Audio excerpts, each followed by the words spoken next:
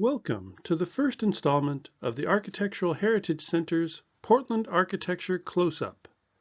With each brief segment, we'll take a look at a figure or place important to Portland, Oregon's rich architectural legacy. I'm your host, AHC Education Manager Val Ballastrom. Today's topic is architect AE Doyle.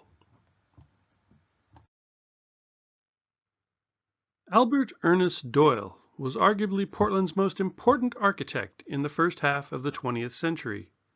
Starting his career in an era prior to architectural licensing, Doyle worked his way up from office assistant to draftsman while working for the premier Portland firm of Whidden and Lewis, known for their work on both the Portland City Hall and the Multnomah County Courthouse, among many building projects.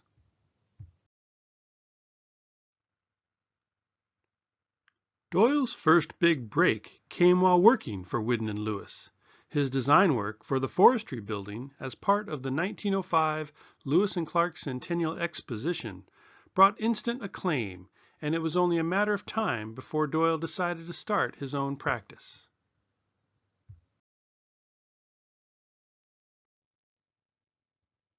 Between 1908 and 1926, A.E. Doyle and his firm designed some of the city's most prominent downtown buildings, including Meyer & Frank, the Central Library, the U.S. National Bank, and the Benson Hotel.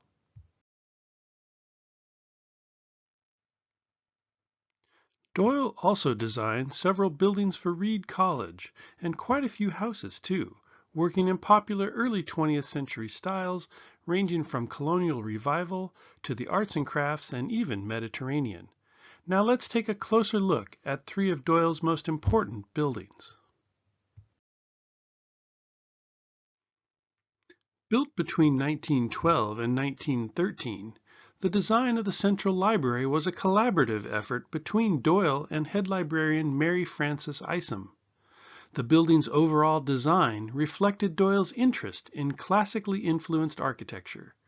Doyle referred to the building style as Georgian, a reference to the architectural style dating back to 18th century England and colonial America. On the exterior, the building is pure symmetry, with a wide staircase leading from the sidewalk to three arched entry doorways and a rooftop balustrade wrapping around the entire building.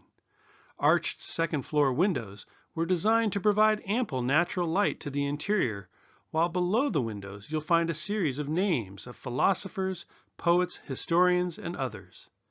The building projects the idea that this is a place for learning. Meanwhile, inside, the building met Isom's precise standards for a modern library, including centralized stacks and a dedicated children's room. Built in two parts between 1916 and 1925, the U.S. National Bank is like a Roman temple dropped in the middle of downtown Portland. The exterior may look like stone, but it's almost entirely glazed terracotta, including the columns, Corinthian capitals, eagles, lions' heads, and more.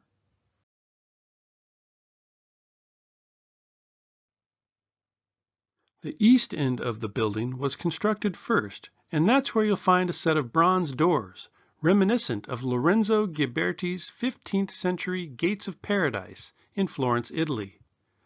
These doors were conceived of by Doyle, but designed by Oregon sculptor Avard Fairbanks, with each door panel depicting an Oregon theme.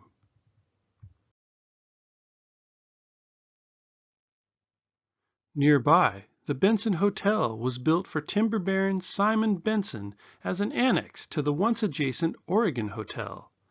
A 1959 addition to the Benson replaced the original Oregon Hotel, which stood at the southern end of the block on Broadway.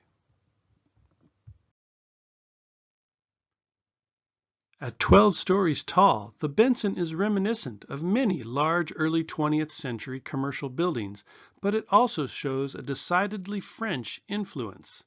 Sitting atop the steel-framed and terracotta-clad building is one of the few mansard roofs you'll see in all of Portland, with its projecting dormers and bull's-eye windows.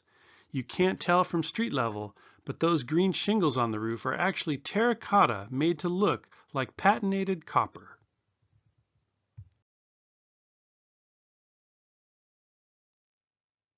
By the mid-1920s, Doyle was one of the most respected architects in the city, but unfortunately he also suffered from chronic kidney disease, and in early 1928 he died at the age of 50.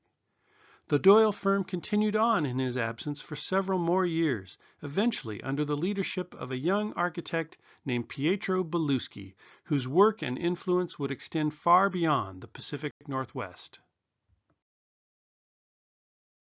We hope you've enjoyed this close-up look at architect A.E. Doyle.